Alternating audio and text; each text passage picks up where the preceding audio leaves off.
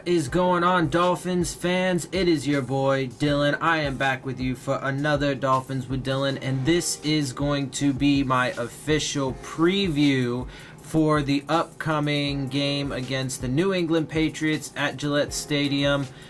This obviously is a huge game for both teams. For us, we want to win, obviously, go to 4-0. Take a 3.5 game lead in the division, and for the Patriots, they don't want to slip to a 3.5 game hole in the division. But it is what it is.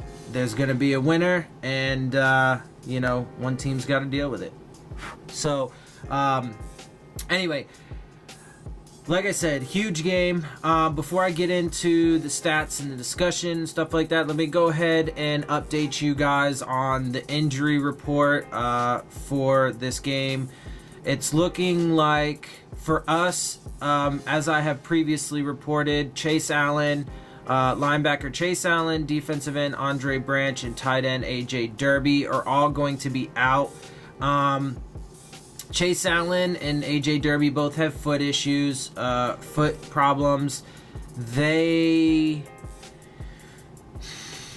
I don't believe they will be out for too long. There haven't been any specific timetables, but hopefully, they should be back and ready, maybe next week or the week after. Andre Branch is expected to miss 2 to 4 weeks. The Patriots don't have anybody that are ruled out, but getting to the players that are questionable. So for us, we have Devon Godshaw with an ankle, Rashad Jones with a shoulder, Devontae Parker with a quadricep, Cam Wake with a knee, and Sam Young with a shoulder. Now, I do expect all those players to play. Sam Young won't play, but he may suit up. He could be inactive. I don't know. But I would expect Godshaw, Jones, Parker, and Wake to play. We'll have to see. It will be interesting to see how these how the inactives play out. But for the Patriots have, I believe, 11 guys who are questionable to play. So they are really beat up, which is, we're kind of beat up, but they are really beat up, and that's huge. That's a big deal, considering the fact that the Patriots are not playing very well. And we'll get into that in a minute once I start getting into stats and then the discussion. So for them, they have offensive tackle Marcus Cannon, which I believe most of these players will play, but they are banged up. So, that does provide possibly some opportunities. They may not be full go. But anyway, Marcus Cannon, safety Patrick Chung, cornerback Keon Crossan, safety Nate Ebner, defensive end Trey Flowers, wide receiver Josh Gordon, who may not play. He could be inactive again. Defensive end Geno Grissom, which I hope so, frankly. Rob Gronkowski's on there with an ankle. Tight end Jacob Hollister, linebacker Brandon King, and cornerback Eric Rowe. Eric Rowe may not play. Trey Flowers and Patrick Chung look like they could play, but again, they will be a little bit beat up. We'll have to see how that plays out. Again, it'll be really interesting to see how the inactives are for this upcoming game, which obviously we won't know until tomorrow. So we're definitely just going to have to kind of wait and see on that. But, come game time tomorrow, which, is 1 p.m., Eastern time, and of course for me and for all of those Dolphins fans, all of us Dolphins fans that are out here on the West Coast, it'll be at 10 o'clock in the morning, which for me, I actually like it because then I get the rest of my day. The game ends kind of early. It is kind of disappointing we don't have too many primetime games, only for the glitz and glamour of it, I guess. The entire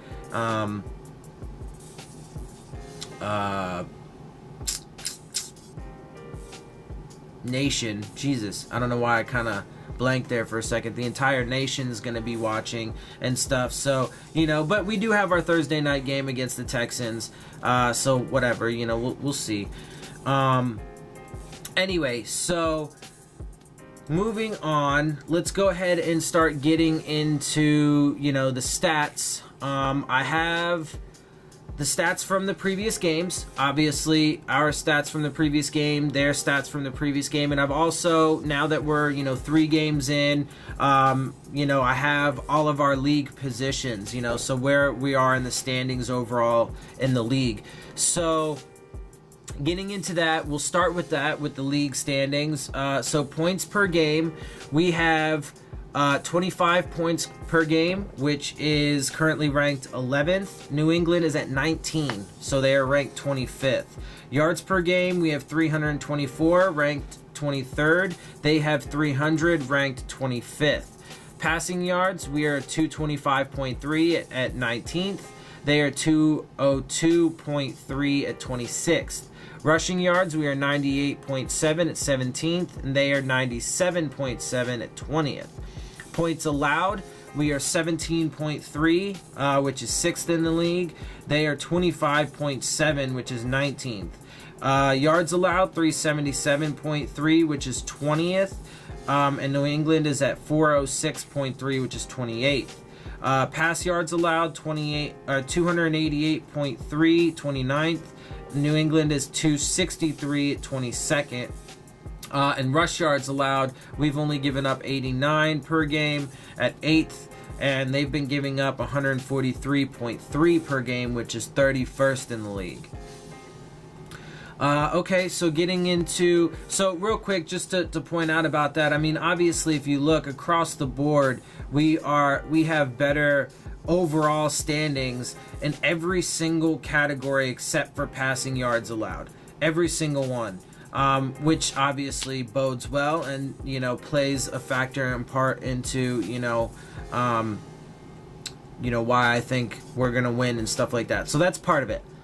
Getting into the game, or the previous game specifically, for total yards, we were at 373. They had 209. Passing yards, we were 332. They were at 120. Rushing yards, we only had 41. They only had 89.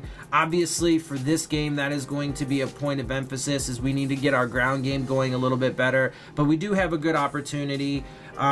They will probably try and, load up the box like the Raiders did. The Raiders made a super emphasis, a huge emphasis on stopping the run game and forcing us to pass. And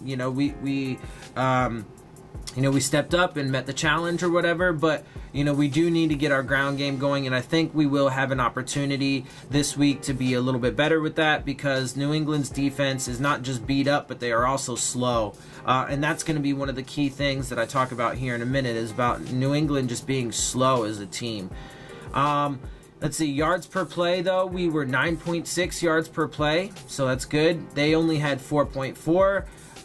Fumbles lost, neither of us lost any fumbles. Interceptions thrown, we didn't throw any, but New England threw one. Third down conversion, we were 25%. We still need to get that up. We need to be above, 30% each game. But, of course, part of that last game had to do with the terrible officiating and the fact, and you see when the game before that, our third down conversion percentage, I think, was like 43%. When we weren't getting, ridiculous, stupid penalties called on us, we were actually moving the ball and, having some third and shorts and able to convert that stuff. So, but anyway, we do need to obviously improve upon that. New England was only 22%, so there's some possibilities for some stops there for us. Time of possession, we had the ball for 21-29. They only had it for 20 minutes and 45 seconds. That's going to be another major thing, is making sure we can keep Tom Brady off the field. That's huge. Although he's not performing very well, and his receivers are not very good, and that offense is just really super stagnant and not very good, frankly. As you've already been able to tell by some of their, season stats and stuff like that. I mean, none of their, they rank, their highest ranking in any one category on offense is 20th in the league. Their highest ranked in any one category on defense is 19th. So, I mean, there's opportunities for us. Penalties, we had 9. Again, I'd say at least half of those were just crap calls, just flat out crap calls. But anyway, New England had 5. Either way, though, we do need to try and make sure that we clean up. Obviously, continue to focus on that and make sure that we are not having, for sure we don't want to have calls that are legitimate calls that shoot ourselves in the foot. So, but I think that the team has overall been doing a lot better at that. All right, so let's get into the quarterbacks here and the passing. This is huge.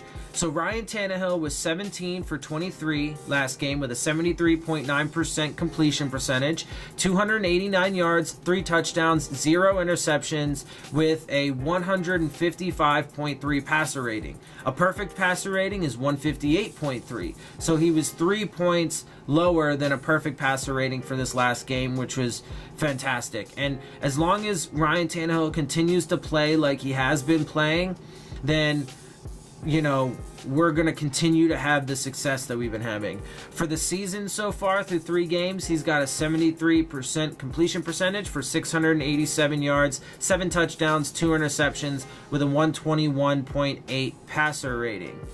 Obviously, last game, Albert Wilson also had a throw. He was 1 for 1, 100%. Completion percentage, 52 yards, 1 touchdown. That was that beautiful pass to Jakeem Grant. Tom Brady, again, has just not been Tom Brady. He's not been looking himself. And they got beat by a not very good Detroit Lions team. Now, Matt Patricia knows how to defend against New England. He was there for a very long time. He knows Brady, he knows Gronkowski, so on and so forth. And it obviously helped that the New England offense just kind of sucks right now.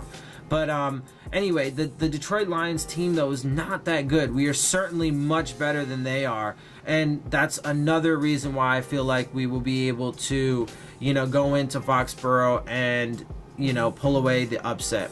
Anyway, so for his stats, he was 14 for 26 with a 53.8% completion percentage for only 133 yards, 1 touchdown, 1 interception with a measly 65.1 passer rating. His season stats so far, 64% completion percentage for 644 yards, 6 touchdowns, 2 interceptions, and a 93.9 passer rating. So obviously Ryan Tannehill up to this point is outperforming Tom Brady. Albert Wilson is outperforming Tom Brady overall. It's funny. Anyway, getting into rushing stats, this is an area where obviously our running game needs to be better this week, but like I said, I do feel pretty confident that it will be. Ryan Tannehill led with 3 rushes for 26 yards and an 8.7 average. Frank Gore had 6 rushes for 12 yards and a 2 average. Kenyon Drake only had 5 attempts for 3 yards and a 0.6 average. So obviously, that is not good. We do need to pick that up. I think they will. For them, they're not very good on the ground, though, either. Sony Michel was their leading back. He had 14 rushes for 50 yards with a 3.6 average. James White had 4 for 37 yards and a 9.3 average. Getting into the receivers, Albert Wilson was 2 for 2, 74 yards and a touchdown. Jakeem Grant, 2 for 3, 70 yards, 2 touchdowns. Kenny Stills, 3 for 5, 61 yards and a touchdown. Danny Amendola, 3 for 3, 42 yards. Devontae Parker, 2 for 3, 40 yards. Mike Gesicki, 3 for 3, 31 yards. AJ Derby, 1 of 1 for 16 yards. Kenyon Drake, 2 of 4 for 7 yards. Let's see, and for them, Rob Gronkowski was 4 for 5, 51 yards. Chris Hogan, 3 for 4, 31 yards. Rex Burkhead, 2 for 3, 26 yards. James White, 3 for 3, 14 yards and a touchdown. And Cordarrelle Patterson was 1 for 1, 12 yards. So getting into defensive statistics, let's see. We had 3 sacks, 5 tackles for loss, 2 interceptions, and 3 passes defensed.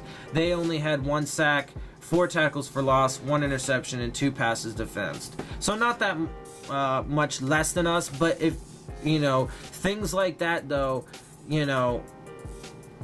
obviously can help tip a game, right? So, if you look at this comparatively, our defensive statistics edged out the Patriots. comparatively between the games. Our receivers had more production. Their running backs had a little bit more production, but I think that'll, balance itself out for sure this week. And then, the passing, the quarterbacks, Ryan Tannehill outperformed him. And overall, statistics as well as, league standings and stuff, were obviously, up to this point, doing much better than them. So, now that I've given you, all of that information, let me talk a little bit more about why I believe. First and foremost, I said in one of my previous videos that I just believe that the stars are aligning, right? So there's everything I just gave you, all the statistics that help back that up.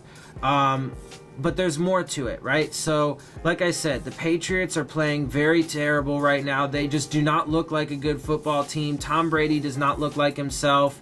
They're super beat up. Juwan Bentley, their linebacker, and Rex Burkhead just got put onto injured reserve. So they've just lost some guys. 6 of their draft picks this year are on injured reserve. They haven't been doing all that great drafting in the past few years. There's been a lot of turmoil within the organization. Matt Patricia left. Josh McDaniels was gonna leave, but then he decided not to. There were rumors that Rob Gronkowski was going to retire, and that apparently was because they tried to trade him to Detroit. They lost a bunch of players in the offseason like Nate Solder, Brandon Cooks, Danny Amendola, Malcolm Butler, a bunch of guys that were staples on that team. Let's see, there's, all of the drama that, there was rumors that Brady was, taking performance-enhancing drugs at one point throughout the offseason. There's the drama that, him and Belichick are butting heads.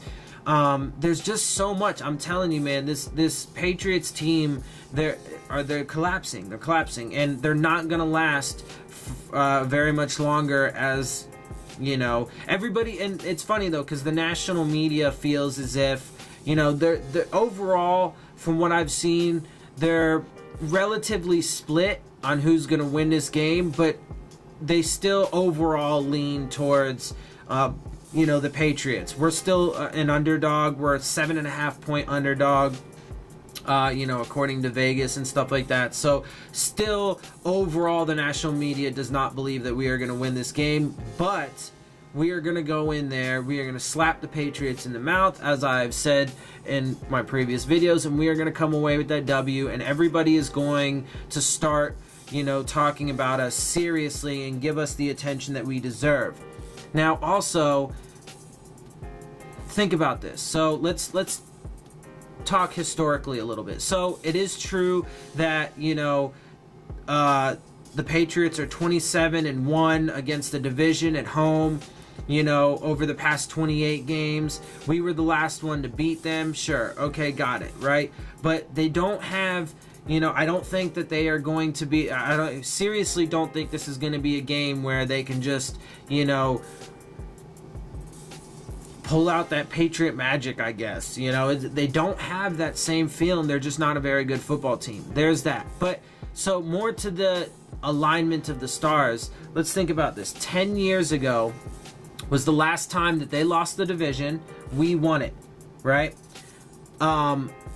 That was 2008. Tony Sperano was our coach. It was the Wildcat game. It was game 3, I believe, actually. So we were 0-2 at the time. We weren't doing very good. We were kind of desperate. We needed something, and they busted out the Wildcat, slapped the Patriots in the mouth, shocked the entire NFL, came away with that W. Yes, Tom Brady wasn't there. He tore his ACL in the first game, but we would have won that regardless because of, what we did. Tom Brady wouldn't have been any better in that situation, and, we came away with the win. So that was 10 years ago, a decade ago, and everything about it just feels right. The stars are aligning for this to be the time that we go in there and we win in Gillette.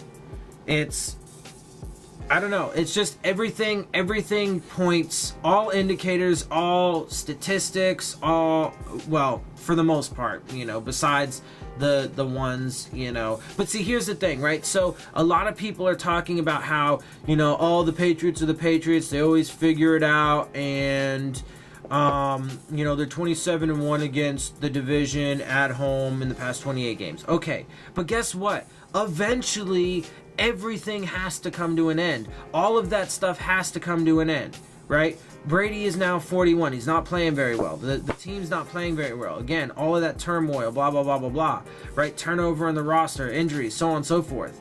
Look, man, eventually it does have to come to an end. And I've been saying personally that the past 2 years ago, starting when we hired Adam Gase, was the mark of the turnaround. Now, obviously, you know, it had to be gradual. It wasn't going to be overnight. We had a really good first season under Gase, and you know, they still had Patricia. Some of this drama that's been going on hasn't come up yet, but it's been getting worse and worse for New England over the past few years, and better for us. And the hiring of Adam Gase is what, to me, ensured that within the division we are going to be the next powerhouse, as opposed to like you know, the Jets or the Bills, right? So they both have pretty good rookie quarterbacks. Sam Darnold, I think, is going to be great for the Jets. Josh Allen's going to be good for the Bills. But their coaching staff, to me, obviously, for a team, it starts in the front office, right? The ownership, the vice president of football operations, and the GM, blah, blah, blah, right? You know, it starts there, but the main thing for a team is the coach, right? And the coaching staff. That's where it really all starts. So obviously it's incumbent upon the ownership and front office to get the right guy, and I think we got the right guy. And by securing, Adam Gase, we ensured that now we are going to be the next, you know, powerhouse in the AFC East, as well as, you know, a perennial playoff team and so on and so forth in the AFC and the NFL period. You know, and I think after this year he's going to be talked about like, you know, the Sean McVays of the world, right? You know, in the Kyle Shanahan's, right? So he's gonna finally, you know, because Gase doesn't get talked about like he should. You know, that he got praised. He was hella praised when he was becoming, you know, a head coach. Lots of teams wanted him, so on and so forth. He was praised pretty highly after a surprising 10-6 season, but then obviously after the turmoil and the chaos of last year, that, you know, some people were even like, he's on the hot seat. Oh my God, that is just absurd. But anyway, so after this game, and certainly after this year, this team and this coaching staff is going to be talked about in much higher regard, as they should be. Anyway, so let's see. So the final thing is I guess it's time to get to my predictions. So I do think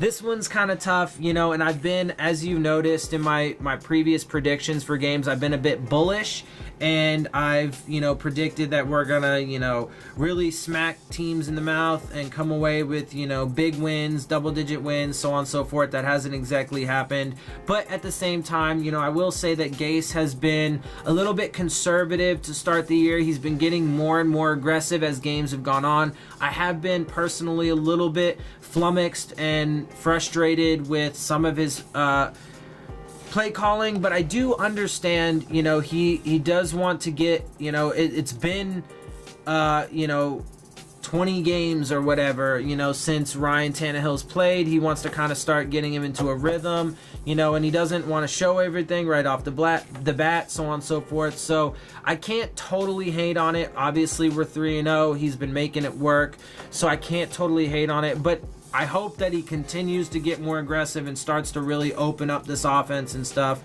as we've seen is, you know, it's capable of doing. And I do think that because this Patriots team really isn't that good, and they're very, very slow, particularly on defense. I think that we have an opportunity here to really feast, and I think that our offense can really open up and start pouring on points, and then with that, you know, the defense can start pinning their ears back and really shut down Brady, frustrate him, get turnovers, so on and so forth. So a part of me really wants to go bullish on this and be like, oh, we're gonna win 56-7 or something. But again, it is the Patriots. You do got to temper a little bit. And it is in Gillette Stadium, which is a tough place to play. The crowd's going to be loud.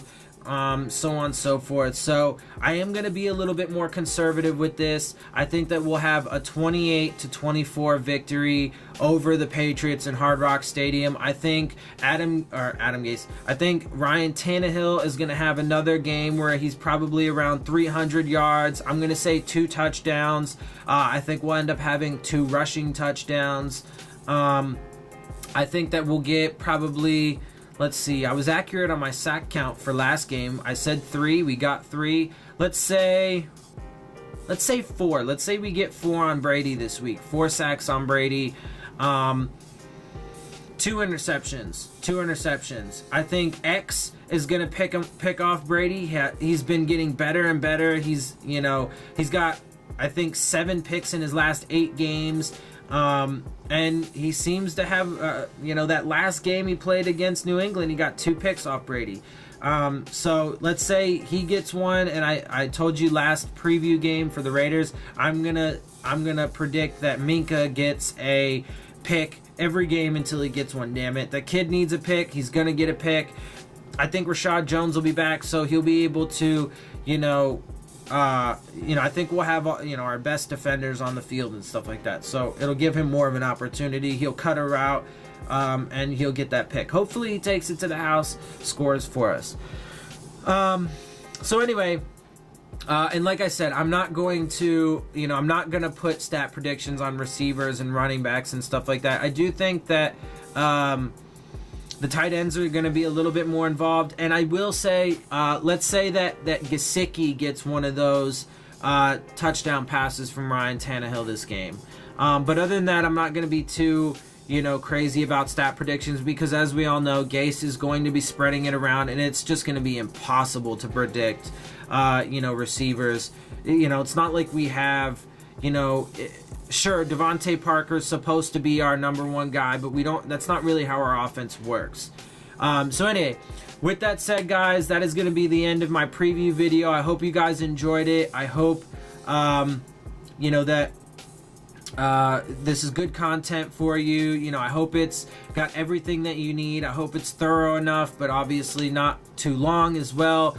If you do like it, make sure you hit the subscribe button. If you want to get alerts, make sure you hit the bell. Share it with your friends and family. Post on Facebook, Twitter, wherever you like. Make sure you hit the like button. Leave your questions, comments, and concerns down in the comments section. I love to interact with you guys. This is for you. I have a great time doing it, and it's really fun to see what you guys think, what you guys have to say. So be sure to do that. Also, my Twitter handle is on the end screen, so be sure to follow me on Twitter. It's at Dillon Tartaro, so pretty simple, DILLONTARTARO. Like I said, it's on my end screen, so follow me there. And with that said, guys, I am out. I'm gonna leave you guys to it. Have a wonderful day, and fins up. I'll see y'all soon.